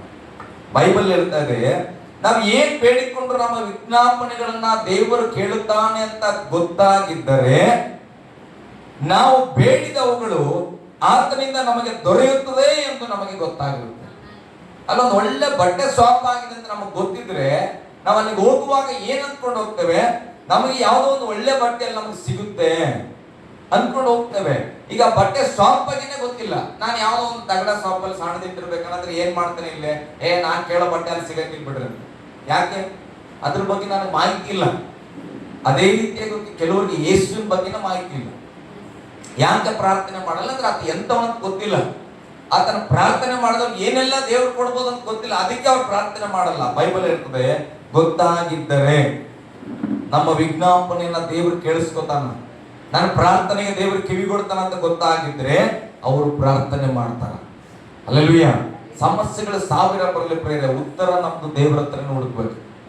ದೇವ್ರೆ ಇದಕ್ಕೆ ನೀನು ಪರಿಹಾರ ಕೊಡು. ದೇವ್ರೆ ನಾನು ಏನ್ ಮಾಡ್ಬೇಕು, ನಾವು ನಿರ್ಧಾರ ತೆಗೆದುಕೊಳ್ಳಬೇಕು. ದೇವರೇ ನಿನಗೆ ಅದನ್ನು ತಿಳಿಸು ಎಂಬುದಾಗಿ ದೇವರಲ್ಲಿ ನಾವು ಏನ್ ಮಾಡಬೇಕು? ವಿಜ್ಞಾಪನೆ ಮಾಡಬೇಕು. ಪ್ರಾರ್ಥನೆ ಮಾಡುವಾಗ ನಿಮ್ಮ ಪ್ರಾರ್ಥನೆಯನ್ನ ಗಮನಿಸ್ರಿ. ಯಾತಕ್ಕೋಸ್ಕರ ಉಪವಾಸ ಮಾಡ್ತಾ ಇದ್ವಿ? ಯಾತಕ್ಕಾಗಿ ಅರ್ಲಿ ಮಾರ್ನಿಂಗ್ ಪ್ರೇಯರ್ ಮಾಡ್ತಾ ಇದ್ವಿ? ಯಾಕೆ ಮಧ್ಯರಾತ್ರಿ ಪ್ರಾರ್ಥನೆ ಮಾಡ್ತಾ ಇದ್ವಿ? ಅದ್ರ ಉದ್ದೇಶ ಏನು? ಅದರ ಉದ್ದೇಶ ಒಳ್ಳೇದಾಗಿದ್ರೆ ಸಕ್ಸಸ್ ಆಗ್ತದೆ. ನಾನು ಒಂದು 40 ದಿನ ಉಪವಾಸ ಮಾಡ್ಬಿಟ್ಟೆ, ದೇವ್ರೆ ನಂಗೆ 3ನೇ ಹೆಂಡತಿ ಬೇಕು ನನ್ಗೆ ಕೊಡು ಅಂತೇಳಿ ಉಪವಾಸ ಮಾಡಿದ್ರೆ ದೇವ್ರು ಕೊಡ್ತಾನೆ? ಕೊಡಂಗಿಲ್ಲ. ಎಷ್ಟೋ ಜನ ಮಾಡಕತ್ತ. ಹಲ್ಲೆಲೂಯಾ. ಗಟ್ಟಿಯಾಗಿ ಹಲ್ಲೆಲೂಯಾ. ದೇವರ ಚಿತ್ತ ಇರುವ ಪ್ರಾರ್ಥನೆ ನೀನು ಮಾಡಿದ್ರೆ ದೇವರು ನಿನಗೆ ಅದನ್ನ ಕೊಡ್ಲಿಕ್ಕೆ ಶಕ್ತ. ಇದನ್ನ ಅರ್ಥ ಮಾಡಿಕೊಂಡು ಪ್ರಾರ್ಥನೆ ಮಾಡ್ರಿ, ಅವಾಗ ದೇವರು ನಾವು ಬೇಡುವುದನ್ನ ದೇವರು ತಕ್ಕ ಸಮಯದಲ್ಲಿ ಕೊಡುವವನಾಗಿದ್ದಾನೆ. ಹಲ್ಲೆಲೂಯಾ. ಹಲ್ಲೆಲೂಯಾ. ಪ್ರಾರ್ಥನೆ ಮಾಡೋದು ತಪ್ಪಲ್ಲ, ಆದ್ರೆ ತಪ್ಪಾದ ಪ್ರಾರ್ಥನೆ ಮಾಡೋದು ದೊಡ್ಡ ತಪ್ಪು. ಕೆಲವು ಕಡೆ ಒಂದ್ಸಾರಿ ಅನಿಸ್ತದ, ಇವ್ರು ಜಪ ಮಾಡಿಲ್ಲ ಅಂದ್ರೆ ಒಳ್ಳೇದು ಅನಿಸ್ತದೆ. ಅಂತ ಜಪಗಳು ಮಾಡ್ತಾ ಇರ್ತಾರೆ. ದೇವ್ರೇ ಅವ್ರು ನಾಶ ಮಾಡ್ಬಿಡಪ್ಪ, ನಮ್ಮನ್ನ ಅಯ್ಯೋ ಅನ್ಸಿದ್ರು, ದೇವ್ರೇ ಅವ್ರು ಹೇಳ್ಬಾರ್ದು, ಮುರಿದು ಬಿಡ್ಬೇಕು ಅವ್ರು. ನಾನು ಹೆಂಗ್ ಕುಂತೀನಿ ಹಂಗೆ ಅವ್ರು ಕುಂತ್ಕೋಬೇಕು. ನಾನು ಹೆಂಗೆ ನಡೆದಿಲ್ಲ 1 ತಿಂಗಳು ಹಂಗೆ ಅವ್ರು 10 ತಿಂಗಳು ನಡಿಬಾರ್ದು. ಹಲ್ಲೆಲೂಯಾ. ದೇವ್ರ ಹೃದಯ ಹಂಗಿಲ್ಲ. ದೇವ್ರ ಹೃದಯ ನನಗೆ ಯಾರು ಕೇಳು ಮಾಡಿಲ್ಲ ಅವ್ರನ್ನು ರಕ್ಷಿಸ್ಬೇಕು ಅಂತ ನನ್ನ ದೇವ್ರ ಹೃದಯ. ಅದು ಯೇಸು ಸ್ವಾಮಿ ಹೃದಯ. ಹಲ್ಲೆಲೂಯಾ. ನನ್ ದೇವ್ರ ಮಗ ನನಗೆ ಶತ್ರುವಾಗಿದ್ರು ಕೂಡ ದೇವ್ರ ಹೃದಯ ಏನ್ ಬಯಸ್ತದೆ ಗೊತ್ತಾ? ಅರಸು ಜೊತೆಲಿ ಆತರ ಶತ್ರು ಕೂಡ ರಕ್ಷಣೆಗೆ ಬರಬೇಕು ಅನ್ನೋದು ದೇವ್ರ ಚಿತ್ತ. ಇದನ್ನ ನಾವು ಅರ್ಥ ಮಾಡ್ಕೊಂಡು ಅವರಿಗಾಗಿ ಕೂಡ ನಾವೇನ್ ಮಾಡ್ಬೇಕು? ಪ್ರಾರ್ಥನೆ ಮಾಡಬೇಕು. ಹಲ್ಲೆಲೂಯಾ. ಓಕೆ, ಈಗ ಇದು ಆಯ್ತು, ಅರ್ಥ ಮಾಡ್ಕೊಂಡ್ವಿ. ದೇವ್ರು ಕೊಡ್ಲಿಕ್ಕೆ ಶಕ್ತನು, ಎಲ್ಲ ವಿಜ್ಞಾಪನೆಗಳನ್ನ ದೇವ್ರು ಕೇಳಿಸ್ಕೊತಾನ. ಇವಾಗ ಪ್ರಾರ್ಥನೆ ಮಾಡ್ತೇವೆ. ಮತ್ತೊಂದು ಸ್ಟೆಪ್ ನಾನು ಹೇಳ್ಕೊಡ್ತೇನೆ. 1 ಯೋಹಾನದಲ್ಲಿ 3ನೇ ಅಧ್ಯಾಯ 22ನೇ ವಚನ ಓದ್ರಿ. ಮತ್ತು ಏನು, ನಾವು ಆತನ ಆಜ್ಞೆಗಳನ್ನು ನೋಡ್ರಿ, ನಾವು ಆತನ ಆಜ್ಞೆಗಳನ್ನ ಕೈಗೊಂಡು ಆತನಿಗೆ ಆತನ ಎಣಿಕೆಯಲ್ಲಿ ಮೆಚ್ಚುಗೆಯಾದ ಕಾರ್ಯಗಳನ್ನ ಮಾಡುವವರಾಗಿರುವುದರಿಂದ ಏನು ಬೇಡಿಕೊಂಡರು ಆತನಿಂದ ಹೊಂದುವೆವು. ಹಲ್ಲೆಲೂಯಾ. ಯೇಸುವಿನ ನಾಮದಲ್ಲಿ ಜಪ ಮಾಡ್ತಾ ಇದ್ದೇವೆ, ಆಮೆನ್ ಅಂತ ಹೇಳ್ತಾ ಇದ್ದೇವೆ. ಈಗ ಯಾವುದೇ ಕೆಟ್ಟ ಉದ್ದೇಶ ಇಲ್ಲ. ಹಲ್ಲೆಲೂಯಾ. ವಿಜ್ಞಾಪನೆ ಕೇಳಿಸ್ಕೊಳ್ತಾನ ದೇವರಂತ ಗೊತ್ತು. ಅದಾದ್ಮೇಲೆ 4ನೇದಾಗಿ ಆತನ ಆಜ್ಞೆಗಳನ್ನ ಪಾಲಿಸುವವರಾಗಿದ್ದು, ದೇವರು ಏನನ್ನ ಎಣಿಸ್ತಾ ಇದ್ದಾನೆ, ಯಾವುದನ್ನ ಲೆಕ್ಕ ಮಾಡ್ತಾನೆ, ಆ ಕಾರ್ಯಗಳನ್ನ ಮಾಡುವವರಾಗಿದ್ದು ನಾವು ಪ್ರಾರ್ಥನೆ ಮಾಡಿದ್ರೆ ಅದಾಗುತ್ತೆ. ಹಲ್ಲೆಲೂಯಾ. ದೇವರು ಏನನ್ನ ಎಣಿಸ್ತಾ ಇರ್ಬೋದು ನಮ್ಮ ಜೀವಿತದಲ್ಲಿ. ಅರಸೋತ್ರ ಎಷ್ಟು ದುಡ್ಡಿದೆ ಅಂತ ಎಣಿಸ್ತಾನ? ಇಲ್ಲ. ಮೊದಲು ನೋಡೋದು ಅರಸು ಹೃದಯದಲ್ಲಿ ನಂಬಿಕೆ ಎಷ್ಟಿದೆ. ಮೊದಲನೇ ಪಾಯಿಂಟ್. ಓಕೆ, ನಂಬಿಕೆ ಇದೆ. ಆಮೇಲೆ ವಾಕ್ಯ ಹೇಳ್ತದೆ, ನಿನ್ನ ನೆರೆಹೊರೆಯವರನ್ನ ನಿನ್ನಂತೆ ಪ್ರೀತಿ ಮಾಡು. ಅರಸನ ಹೃದಯದಲ್ಲಿ ಅವನು ಎಷ್ಟು ಜನರ ಬಗ್ಗೆ ಪ್ರೀತಿ ಇಟ್ಕೊಂಡನ. ಹಲ್ಲೆಲೂಯಾ. ನಿನ್ನ ಶತ್ರುಗಳಿಗಾಗಿ ಪ್ರಾರ್ಥಿಸು. ದೇವರು ಎಣಿಸುವಂತದ್ದು ನಾನು ಹೇಳ್ತಾ ಇದ್ದೇನೆ. ಈತ ಯಾರ್ಯಾರಿಗಾಗಿ ಜಪ ಮಾಡಕತ್ತಾನ. ಶತ್ರು ಹಸ್ಕೊಂಡಿದ್ರೆ ಊಟ ಕೊಡು. ಅರಸ ಎಷ್ಟು ಜನಕ್ಕೆ ಶತ್ರು ಅಂತ ಗೊತ್ತಿದ್ರು ಊಟ ಕೊಟ್ಟಿರಬಹುದು. ಅಂದ್ರೆ ಇದೆಲ್ಲ ಎಣಿಸ್ತಾನೆ ಹೊರತು ಇವನ್ ಸ್ಯಾಲ್ರಿ ಎಷ್ಟು, ಇವನ ಹತ್ರ ಬಟ್ಟೆಗಳು ಎಷ್ಟಿದೆ, ಇವನ ಹತ್ರ ಬಂಗಾರ ಎಷ್ಟಿದೆ, ಈತನ ಹತ್ರ ಮನೆ ಎಷ್ಟಿದೆ, ಈತನಿಗೆ ಮಕ್ಕಳು ಎಷ್ಟಿದ್ದಾರೆ, ಯಾವುದನ್ನು ದೇವರು ಎಣಿಸಲ್ಲ. ದೇವರು ಎಣಿಸುವಂಥದ್ದು ನಮ್ಮ ಹೃದಯದೊಳಗಿರುವ ಸಂಗತಿಗಳನ್ನ. ಹಲ್ಲೆಲೂಯಾ. ಅದಕ್ಕೆ ದೇವರ ವಾಕ್ಯ ಹೇಳ್ತದೆ, ದೇವರು ಯಾವುದನ್ನು ಎಣಿಸುತ್ತಾನೋ ಆ ಕಾರ್ಯಗಳನ್ನ ನಾವು ಮಾಡುವವರಾಗಿರ್ಬೇಕು. ಆಜ್ಞೆಗಳನ್ನ ಪಾಲಿಸಿ. ಈಗ ಎಲ್ಲಾ ಜನರಿಗೆ ಪ್ರಾರ್ಥಿಸುವ ಮನಸ್ಸು, ಎಲ್ಲರನ್ನು ಪ್ರೀತಿಸುವ ಮನಸ್ಸು, ಎಲ್ಲರನ್ನ ಕ್ಷಮಿಸುವಂತ ಮನಸ್ಸು, ಎಲ್ಲರ ಸಮನಾಗಿ ಕಾಣುವಂತ ಹೃದಯ ನಮ್ಮ ಹತ್ರ ಇದ್ದು ನಾವು ಪ್ರಾರ್ಥನೆ ಮಾಡೋದಂದ್ರೆ ಬೈಬಲ್ ಹೇಳ್ತದೆ, ಅವಾಗ ಅದನ್ನ ನಾವು ಹೊಂದಿಕೊಳ್ಳುತ್ತೇವೆ ಎಂಬುದಾಗಿ. ಹಲ್ಲೆಲೂಯಾ. ಪ್ರಾರ್ಥನೆ ಮಾಡುವವರಿಗೆ ಆಜ್ಞೆಯನ್ನ ಪಾಲಿಸೋದು ಪ್ರಾಮುಖ್ಯ ಪ್ರೇರಣೆ. ಆಜ್ಞೆಗಳನ್ನು ಮೀರಿ ಪ್ರಾರ್ಥನೆ ಮಾಡಿದ್ರೆ ಆಗಲ್ಲ. ಮೊನ್ನೆ ದಿವಸ ನಾನು ಯಾವುದೋ ಎಕ್ಸಾಂಪಲ್ ಹೇಳ್ತಾ ಇದ್ದೆ. ಅವನು ಏನೋ ರೇಖೆಯನ್ನ ದಾಟಿ ಬೌಲಿಂಗ್ ಮಾಡಿ ವಿಕೆಟ್ ಮಾಡಿದ್ರು ಕೂಡ ವೇಸ್ಟ್ ಆಗ್ತದೆ. ನೋ ಬಾಲ್ ಅಲ್ಲಿ ವಿಕೆಟ್ ಆದ್ರೆ ವಿಕೆಟ್ ಕೊಡ್ತಾರ? ಇಲ್ಲ. ಹಾಗೆ ನಮ್ಮ ಪ್ರಾರ್ಥನೆ ಇರಬಾರದು. ಹಲ್ಲೆಲೂಯಾ. ಗಟ್ಟಿಯಾಗಿ ಹಲ್ಲೆಲೂಯಾ. ಪಕ್ಕದಲ್ಲಿದ್ದವ್ರು ಕೊಟ್ಟು ಕೈ ಕೊಟ್ಟು ಹೇಳ್ರಿ, ಆಜ್ಞೆಯನ್ನ ಪಾಲಿಸಿ ಪ್ರಾರ್ಥಿಸಿರಿ, ದೇವರು ನಿಮಗೆ ಕೊಡ್ಲಿಕ್ಕೆ ಶಕ್ತನು. ಓಕೆ, ಎಲ್ಲ ಸಕ್ಸಸ್. ಈಗ ಈ ಒಂದು ಹಂತಕ್ಕೆ ಬಂದ್ವಿ. ಆಮೇಲೆ ಒಂದು ಸಮಸ್ಯೆ, ಪ್ರಾರ್ಥನೆ ಎಲ್ಲ ಗೊತ್ತಾಯ್ತು. ಈಗ ಆಯ್ತು, ದೇವರಿಗೆಲ್ಲ ಮೆಚ್ಚುಗೆಯಾಗಿ ಪರಿಶುದ್ಧವಾಗಿ ನಂಬಿಕೆ, ಎಲ್ಲರ ಮೇಲೆ ಕೋಪ ತಕ್ಕಂತೆ ಚೀಟಿ ಬರುತ್ತೆ, ಅರ್ಧ ಬಿಸಾಕಿದ್ವಿ. ಹಲ್ಲೆಲೂಯಾ. ಈಗ ಪ್ರಾರ್ಥನೆ ಕೂತ್ಕೊಳ್ತೇವೆ. ಇನ್ನೊಂದು ವಚನ, ಲೂಕನ ಬರೆದ ಸುವಾರ್ತೆ ಕೊನೆಗೆ ನಾನು ಬರ್ತಾ ಇದ್ದೇನೆ ಬೇಗ. ಇನ್ನೊಂದು 10 ಮಿನಿಟ್ಸ್ ಅಲ್ಲಿ 12 ಗಂಟೆ ಆಗ್ತದೆ, ನಾನು ಮುಗಿಸ್ತೇನೆ. ಲೂಕನ ಬರೆದ ಸುವಾರ್ತೆ 22:44 ವಚನ.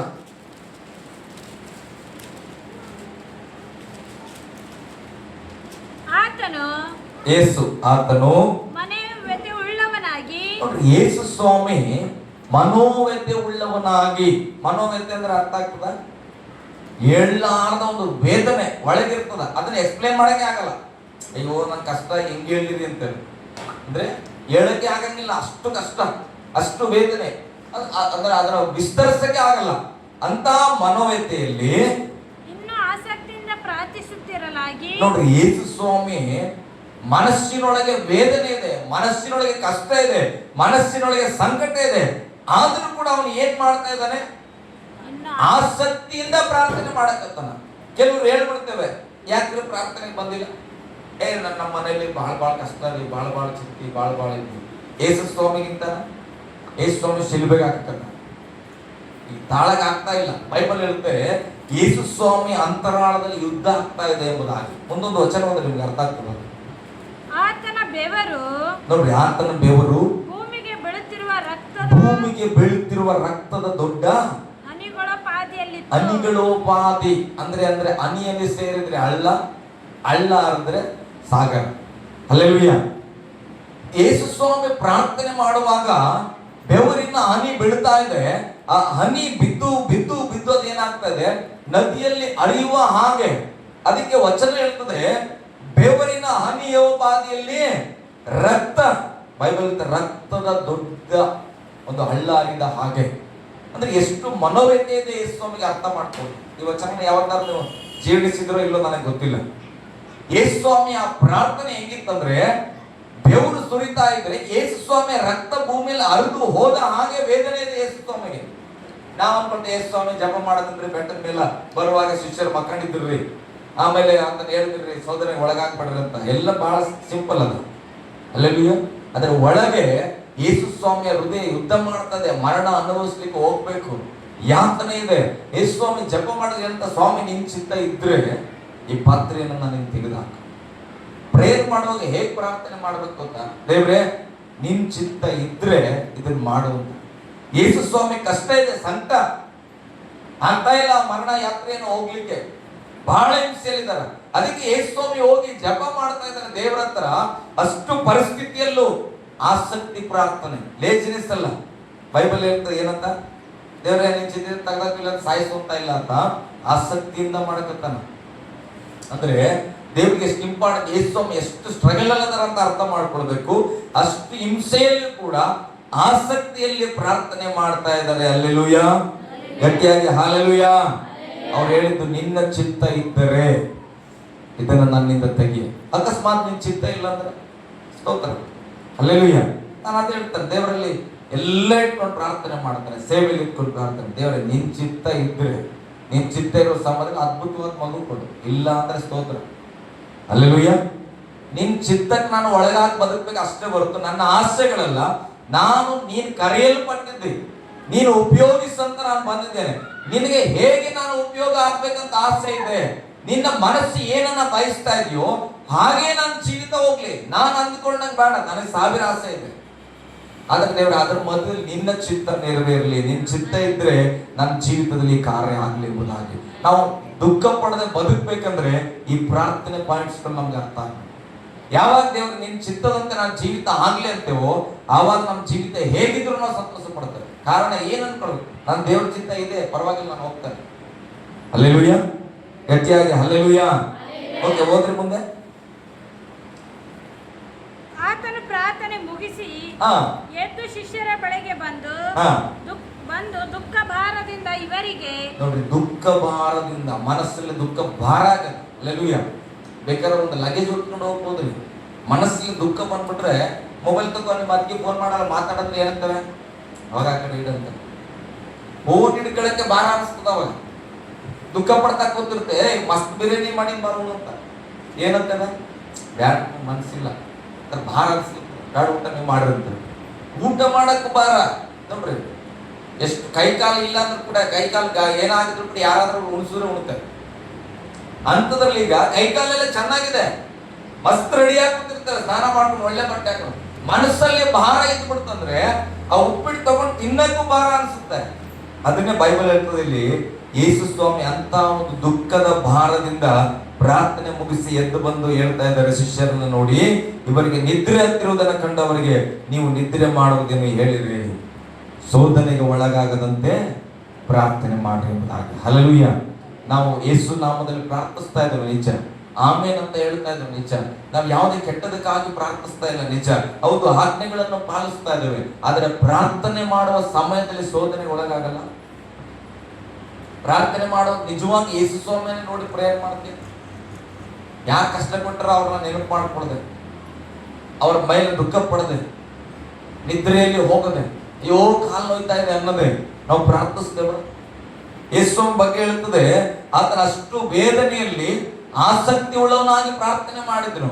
ಇವತ್ತು ಬೇಜಾರು ಮಾಡ್ಕೊಳ್ಳಲ್ಲ ಅಂದ್ರೆ ಒಂದು ಮಾತು ಹೇಳ್ತಾನೆ, ಬೇಜಾರು ಮಾಡ್ಕೊಳ್ಳಲ್ಲ, ನಂಬಲ್ಲ, ಬೇಜಾರು ಮಾಡ್ಕೊತೀವಿ, ಹೋಗ್ಲಿ ಬಿಡು ಬೇಡ. ಹಲ್ಲೆಲೂಯಾ. ಬೇಜಾರು ಮಾಡ್ಕೊತೀರಿ ಅಂದ್ರೆ ಹೇಳಕ್ಕಾಗಲ್ಲ. ಫಿಲಿಪ್ಪಿ 4:6 ಓದಿ, ಮುಂದೆ ಹೋಗ್ತಾನೆ. ಫಿಲಿಪ್ಪಿ 4:4 ಅಧ್ಯಾಯ 6ನೇ ವಚನ. ನೋಡಿ, ಪ್ರಾರ್ಥನೆ ಕೂತ್ಕೊಳ್ಳೋವಾಗ ಇದು ಒಂದಿರ್ಬೇಕು, ಯಾವ ಸಂಬಂಧವಾಗಿ ಚಿಂತೆ ಮಾಡದೆ ಸರ್ವ ವಿಷಯದಲ್ಲಿ ದೇವರ ಮುಂದೆ ಕೃತಜ್ಞತಾ ಸ್ತುತಿಯನ್ನು, ಪ್ರಾರ್ಥನೆ ವಿಜ್ಞಾಪನೆಗಳನ್ನು ಪ್ರಾರ್ಥನೆ ಅಂತ ಬಂದಾಗ ಹೋಗಿದ ತಕ್ಷಣ ಮೊಣಕಾಲ ಹಚ್ಬಿಡ್ತೇವೆ. ಸ್ವಾಮಿ ನಾಳೆಗೆ ಸಂಘಕ್ಕೆ ರೊಕ್ಕ ಕೊಟ್ಬಿಡ್ಬೇಕು, ಮುಗೀತು. ಫಸ್ಟ್ ಏನಿದೆ? ಬೇಡಿಕೆ ಇದೆ ಅಷ್ಟೇ. ನಮ್ಮ ಮನೆಗೆ ಎಣ್ಣೆ ಇಲ್ಲ, ಎಣ್ಣೆ ಬಂದ್ಬಿಡ್ಬೇಕು. ಕ್ರಿಸ್ಮಸ್ ಬಟ್ಟೆ ಇಲ್ಲ, ಬಟ್ಟೆ ಬಂದ್ಬಿಡ್ಬೇಕು. ಡೈರೆಕ್ಟ್ ಏನ್ ಮಾಡ್ತೇವೆ? ಬೇಡಿಕೆ ನೀಡ್ತೇವೆ.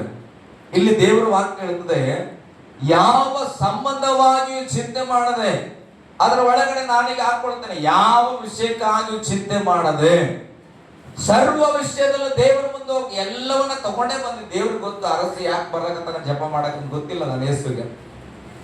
ಹಲ್ಲೆಲೂಯಾ. ಇವತ್ತು ನಾವು ಸಭೆಗೆ ಬರುವಾಗ ನನಗೆ ಗೊತ್ತಿಲ್ಲ ನೀವೆಲ್ಲ ಹೆಂಗ್ ಬಂದ್ರಿ ಅಂತ, ಆದ್ರೆ ಯೇಸು ಗೊತ್ತೇ ಇಲ್ಲ. ನಿನ್ನನ್ನ ಕಾಣುವ ದೇವರಿಗೆ ಎಲ್ಲ ಗೊತ್ತು. ಅದಕ್ಕೆ ಇಲ್ಲಿ ಬಂದ ತಕ್ಷಣ ನಾವು ಏನ್ ಮಾಡಬಾರ್ದು? ಮೊದಲು ಬೇಡಿಕೆ ಇಡಬಾರ್ದು. ಅಯ್ಯೋ ದೇವ್ರೆ, ನನಗೆ ಅದು, ನನಗಿದ್ದು, ನನಗದು, ಸತ್ಯಮ್ಮ ನಾಳೆ ಫೀಸ್ ಕಟ್ಬೇಕು. ಹಲ್ಲೆಲೂಯಾ. ಬಂದ ತಕ್ಷಣ ಸ್ವಾಮಿ ನಾಳೆ ಫೀಸ್ ಕಟ್ಬೇಕು ಅಲ್ಲ. ಯಾಕೆ ಅಂತ ಜಪ ಮಾಡಲ್ಲ. ಎಕ್ಸಾಂಪಲ್ ನಮ್ಮ ಮಕ್ಕಳ ತಗೊಳ್ತಾನೆ, ಏನ್ ಮಾಡಿದ್ರು ಬಂದ ತಕ್ಷಣ ಇಲ್ಲಿ ದೇವ್ರೇ ನಿನ್ ಪ್ರಸನ್ನತೆಯಲ್ಲಿ ಬರಲಪ್ಪ, ದೇವ್ರೇ ಆತ್ಮಗಳಲ್ಲಿ ತುಂಬಿಸು ಸ್ವಾಮಿ, ದೇವ್ರೇ ಉಚ್ಚಮನದ ಆರಾಧನೆ ಆಗ್ಲಪ್ಪ ಅಂತೇಳಿ ಪ್ರಾರ್ಥನೆ ಮಾಡಿ ಆ ನಂತರ ಏನ್ ಮಾಡಿದ್ರು? ಆರಾಧನೆ ಪ್ರಾರಂಭ ಮಾಡಿದ್ರು. ಹಲ್ಲೆಲೂಯಾ. ಬೈಬಲ್ ಹೇಳ್ತದೆ, ಮೊದಲು ಕೃತಜ್ಞತೆ. ದೇವ್ರೇ, ಮನೆಯಲ್ಲಿ ನಾವು ಎದ್ದು ಹೊರಗೆ ಬರುವಾಗ ನಾನು ಆಕಾಶ್ ಬ್ರದರ್ ಮತ್ತೆ ಶಿವಮ್ಮ ನಿಂತ್ಕೊಂಡು ಪ್ರಾರ್ಥನೆ ಮಾಡುವಾಗ ನಾವು ಮಾಡಿದ್ದು ಒಂದೇ, ದೇವ್ರೇ ಒಂದು ಈ ದಿನ ನಮ್ಮನ್ನು ಬದುಕಿಸಿಲ್ಲಪ್ಪ, ನಿನ್ ಸ್ತೋತ್ರ. ನಾನು ಇಲ್ಲಿ ಬಂದು ಆರಾಧನೆ ಮಾಡಬೇಕು, ಅವರೆಲ್ಲ ಬಾಬ್ಲಿಯಲ್ಲಿ ಹೋಗಿ ಆರಾಧನೆ ಮಾಡಬೇಕು. ಆ ಆರಾಧನೆ ನಿನ್ ಚಿತ್ತದಂತೆ ನಮ್ಮನ್ನು ಉಪಯೋಗ ಮಾಡಬೇಕು. ಮೊದಲು ಕೃತಜ್ಞತೆ. ದೇವ್ರೆ ಇವತ್ತು ನಾನು ಬದುಕೀನಿ, ದೇವ್ರೆ ಕೃತಜ್ಞತೆ ಸಲ್ಲಿಸ್ರಿ. ಅದಾದ್ಮೇಲೆ ಪ್ರಾರ್ಥನೆ. ಏನು? ದೇವ್ರೇ ನೀನ್ ಎಷ್ಟು ಒಳ್ಳೆಯ ಸ್ವಾಮಿ, ನೀನು ಸರ್ವಶಕ್ತನಾದ ದೇವರು, ನನ್ನ ಅಗತ್ಯತೆಗಳನ್ನ ಪೂರೈಸಲಿಕ್ಕೆ ಶಕ್ತನು ನೀನು, ಅಸಾಧ್ಯವತನ ಮಾಡ್ಲಿಕ್ಕೆ ದೇವರ ಬಗ್ಗೆ ಮಾತಾಡ್ರಿ. ದೇವ್ರು ಏನ್ ಮಾಡ್ಲಿಕ್ಕಿದ್ದಾರೆ ಪಾಸಿಟಿವ್ ಮಾತಾಡ್ರಿ. ದೇವ್ರ ಈ ಪರಿಸ್ಥಿತಿಯನ್ನು ನನ್ನಿಂದ ನೀನು ತೆಗೆದಾಕ್ಲಿಕ್ಕೆ ಶಕ್ತನು, ನನ್ನನ್ನ ಗುಣಪಡಿಸ್ಲಿಕ್ಕೆ ಶಕ್ತನು, ಒಳ್ಳೆದನ್ನ ಮಾತನಾಡಿ. ಆಮೇಲೆ ಬೈಬಲ್ ಹೇಳ್ತದೆ, ಚೆನ್ನಾಗಿ ಬೇಡಿಕೆ ಇಡ್ರಿ. ನಮ್ಗೆ ದೇವರನ್ನ ಆರಾಧನೆ ಮಾಡೋ ಮನಸ್ಸಿಲ್ಲ. ಒಂದು ಗಾನ ಹಾಡಕ್ಕೆ ಬರ್ತದ? ಬರಲ್ಲ. ಜಪ ಮಾಡಕ್ ದೇವರು ಒಂದೆರಡು ಕೀರ್ತನೆ ಪದಗಳನ್ನ ಆಡಿ ಸ್ತೋತ್ರ ಹೇಳ್ತೀಯ? ಬರಲ್ಲ. ಏನ್ ಬರ್ತದ? ಕರೆಂಟ್ ಬಿಲ್ ಕಟ್ಟಿಲ್ಲ, ಬಾಡಿಗೆ ಕಟ್ಟಿಲ್ಲ, ಅದು ಕಟ್ಟಿಲ್ಲ, ಇದು ಕಟ್ಟಿಲ್ಲ, ಇದೆಲ್ಲ ನಮಗೆ ಬರೀತೇವೆ. ಯೇಸು ಹೇಳ್ತಾನೆ, ಅದೆಲ್ಲ ನನಗ್ ಗೊತ್ತು, ನಿನ್ನ ಬಗ್ಗೆ ನನಗ್ ಗೊತ್ತು, ನನ್ನ ಬಗ್ಗೆ ನಿನಗ್ ಗೊತ್ತಾ? ಹಲ್ಲೆಲೂಯಾ. ಯೇಸು ಹೇಳದ ಅದೇ, ಪೌಲನ ಅದನ್ನ ಹೇಳ್ತಾನ, ದೇವರು ನಮ್ಮನ್ನ ಚೆನ್ನಾಗಿ ತಿಳಿದುಕೊಂಡಿದ್ದಾನೆ. ನಮ್ಮೆಲ್ಲ ಪರಿಸ್ಥಿತಿ ದೇವರಿಗೆ ಗೊತ್ತು, ಆದ್ರೆ ದೇವರ ಪರಿಸ್ಥಿತಿ, ದೇವರ ಬಲ, ದೇವರ ಸಾಮರ್ಥ್ಯ ನಮಗೆ ಗೊತ್ತಾಗ್ಬೇಕು. ನಾವು ದೇವರ ಹತ್ರ ಹೋದಾಗ ದೇವರ ಬಗ್ಗೆ ಮಾತನಾಡ್ರಿ. ದೇವರೇ, ನನ್ನನ್ನ ಗುಣಪಡಿಸ್ಲಿಕ್ಕೆ ನೀನು ಶಕ್ತನಪ್ಪ. ಹಲ್ಲೆಲೂಯಾ. ಗಟ್ಟಿಯಾಗಿ ಹಲ್ಲೆಲೂಯಾ. ಯಾವ ಸಂಬಂಧದ ಬಗ್ಗೆ ಚಿಂತೆ ಮಾಡಬೇಡ್ರಿ. ದೇವರ ಬಳಿಗೆ ಹೋದಾಗ ದೇವರು ಕಳೆದದ್ದನ್ನ ತಿರುಗಿ ಬರಮಾಡಲಿಕ್ಕೆ ಶಕ್ತನಾಗಿದ್ದಾನೆ. ಹಲ್ಲೆಲೂಯಾ. ಗಟ್ಟಿಯಾಗಿ ಹಲ್ಲೆಲೂಯಾ. ಯೋಶುವನು ಗುಂಪು ತಗೊಂಡು ಹೋಗ್ತಾ ಇದ್ದನು. ಹೋಗುವಾಗ ಒಂದು ಯೋರ್ದನ್ ಹೊಳೆ ಬಂದ್ಬಿಡ್ತೀವಿ, ತುಂಬಿ ಹರಿತಾ ಇತ್ತು. ಅದನ್ನ ನೋಡುವಾಗ ಎಲ್ಲಾರು ಹೇಳಿದ್ರು, ಅಯ್ಯೋ ನದಿಯಲ್ಲಿ ಮುಳುಗೋಗ್ಬಿಡ್ತೇವೆ, ಸತ್ತೋಗ್ಬಿಡ್ತೇವೆ, ಅದಾಗ್ತವೆ ಇದಾಗ್ತವೆ. ಅದರ ದೇವ್ರು ಹೇಳೋದು, ನೀನ್ ತಂದೆಯಲ್ಲಪ್ಪ ಮಂಜೂಷ ಪೆಟ್ಟಿಗೆ ಅದನ್ನು ಒತ್ಕೊಂಡು ಯಾಚಕರು ಮೊದಲೇನ್ ಮಾಡ್ಲಿ, ಆ ಯೋರ್ದನ್ ಹೊಳೆಯ ಒಳಗೆ ಹೆಜ್ಜೆ ಇಡ್ಲಿ. ಹಲ್ಲೆಲೂಯಾ. ಬೈಬಲ್ ನೀವು ಓದ್ರಿ ಆ ಸನ್ನಿವೇಶಗಳನ್ನ.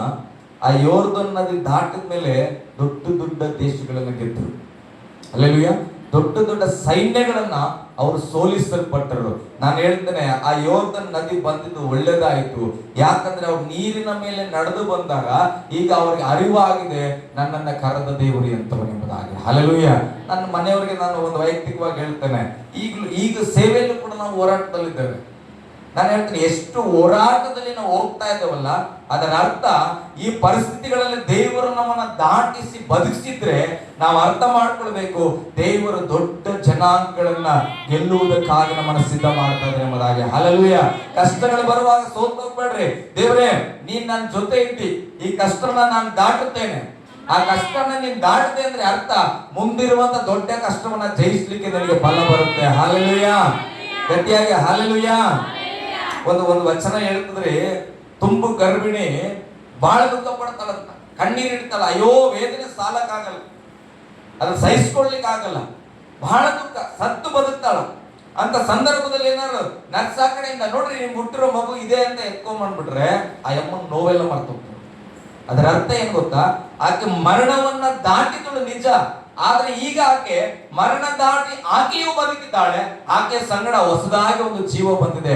ಅದಕ್ಕೆ ಆಕೆ ಸಂತೋಷ ಪಡ್ತಾಳೆ, ನಾನು ಒಬ್ಬನಾಗಿ ಇಲ್ಲ, ಇಬ್ಬನಾಗಿದ್ದೇವೆ. ಹಲ್ಲೆಲೂಯ. ಕಷ್ಟದಲ್ಲಿ ಹೋಗುವಾಗ ಹೆರಿಗೆ ನೋವನ್ನು ನೆನ್ಪು ಮಾಡ್ಕೊಳ್ರಿ, ಅದಕ್ಕಿಂತ ನೋವೇ ಬರಲ್ಲ ಅಂತ ಬೈಬಲ್ ಹೇಳ್ತದೆ. ಹಲ್ಲೆಲೂಯ.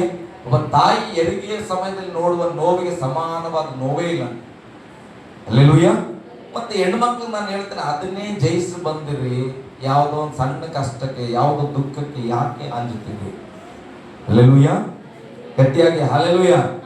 ಫೈನಲ್ ಸ್ಟೇಜ್ ಅದು. ಅಂತ ಮರಣದಲ್ಲಿ ದೇವರು ನಿನ್ನನ್ನು ಬದುಕಿಸಿರುವಾಗ ಯಾವುದೊಂದು ಸಣ್ಣ ವಿಷಯದಲ್ಲಿ ದೇವರು ಜಯ ಕೊಡದೇ ಇರ್ತಾನ.